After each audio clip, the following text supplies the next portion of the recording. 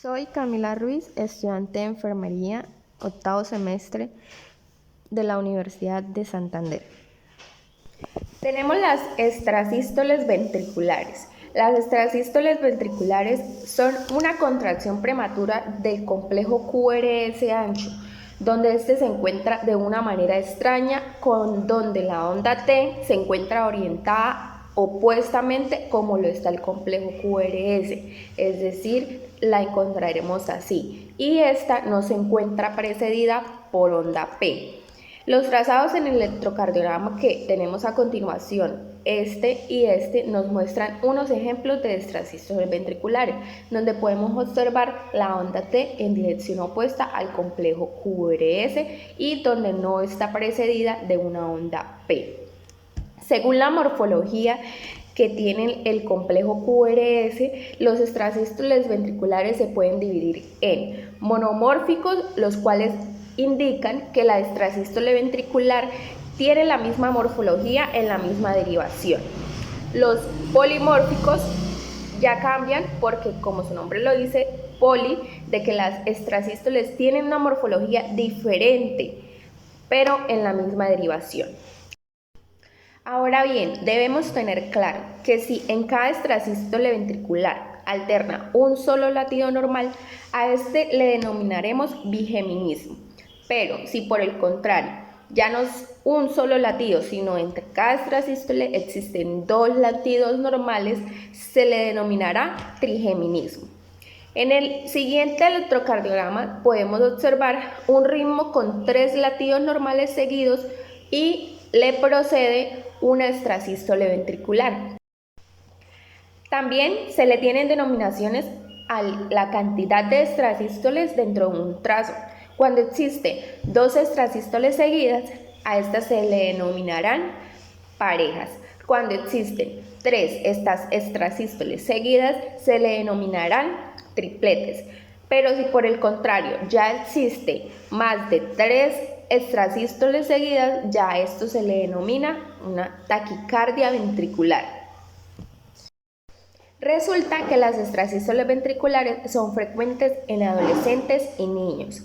Suelen ser benignos, sobre todo si se trata de una extrasístole ventricular monomórfica, es decir, con una misma morfología en la misma derivación.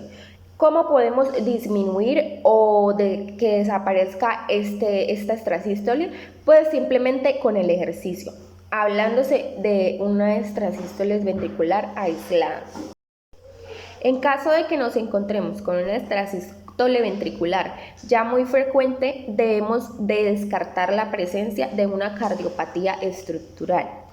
Hasta por el momento no vamos a requerir tratamiento hasta que descartemos la presencia de esta alteración.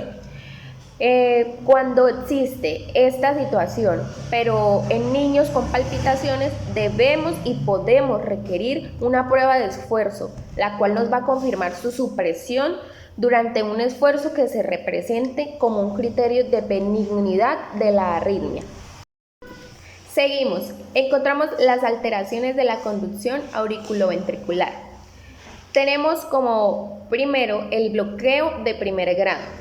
En el bloqueo de primer grado tenemos que se prolonga el intervalo PR por encima del límite superior de lo normal para su edad. ¿Esto a qué se debe? Se debe al retraso anormal de la conducción a nivel del nodo auriculoventricular.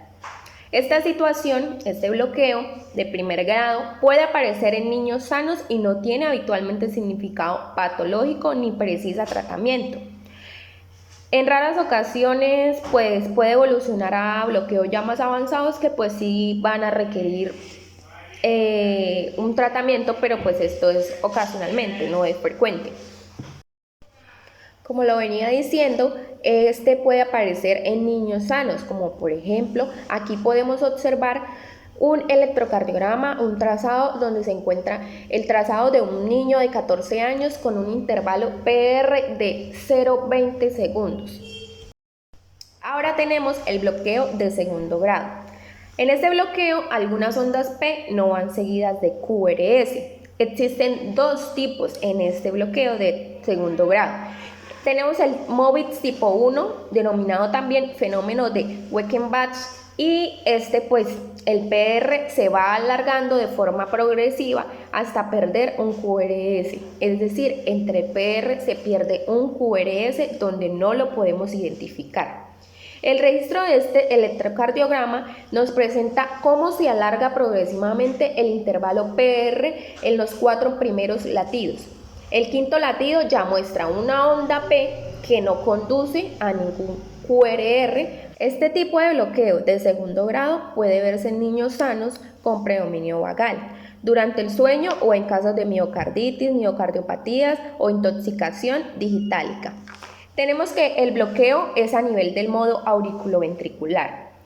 Generalmente pues no requiere un tratamiento como tal, pues progresa en bloqueo pero no completamente, y lo único que vamos a tratar es como la causa que se desencadene. Solo vamos a tratar esto, no vamos a tratar el bloqueo como tal porque no requiere tratamiento, sino la causa que nos desencadene este tipo de bloqueo de segundo grado.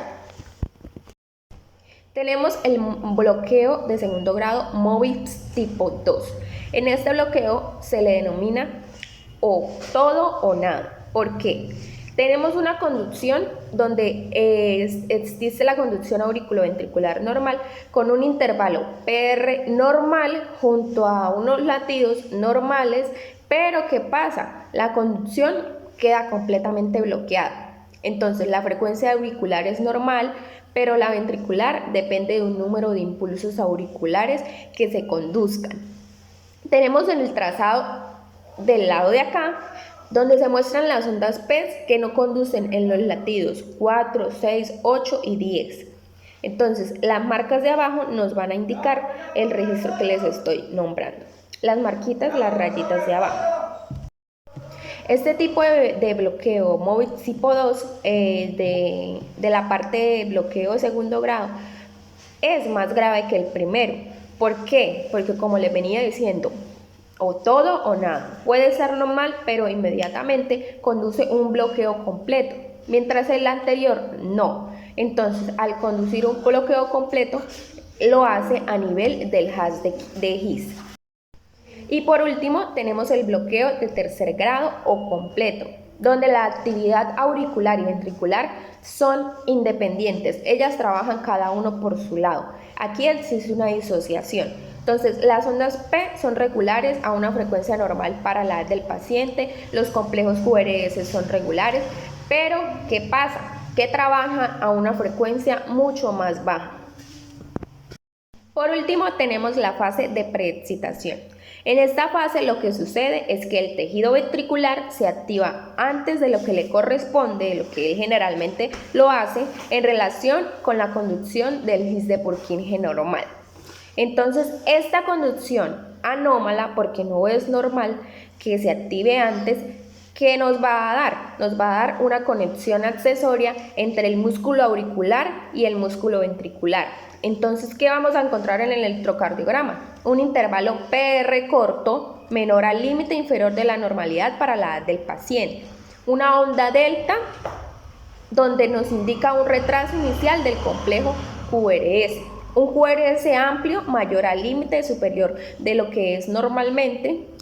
Esto es lo que vamos a encontrar en este tipo de la fase de preexcitación. Uno de estos ejemplos en los cuales le podría indicar donde existe una forma clásica de preexcitación es en el síndrome de Wolff-Parkinson-White. Aquí existe este tipo de preexcitación, pero acompañado de episodios de taquicardia por reentrada. Entonces, el síndrome de Wolff-Parkinson-White puede ir acompañado de cardiopatías congénitas, como cuáles, la anomalía de Epstein o las enfermedades por depósito como glucogenosis. En este electrocardiograma mostramos el trazado de un paciente con síndrome de preexcitación. Continuemos ahora con los trastornos electrolíticos que tenemos. En el calcio, la hipocalcemia nos puede producir una prolongación del segmento ST y del intervalo QT. Entonces, este es un tipo de trastorno en el cual nos va a producir una alteración en el electrocardiograma. La hipercalcemia lo que nos va a realizar es que, opuesto a lo anterior, nos va a cortar el segmento ST y el intervalo QT, opuesto totalmente a lo anterior, a la hipocalcemia. Ahora, a nivel del potasio, la hipopotasemia nos va a provocar una onda U prominente, marcada. Las ondas T las vamos a encontrar aplanadas y va a haber un descenso del segmento ST. Ahora seguimos con la hiperpotasemia.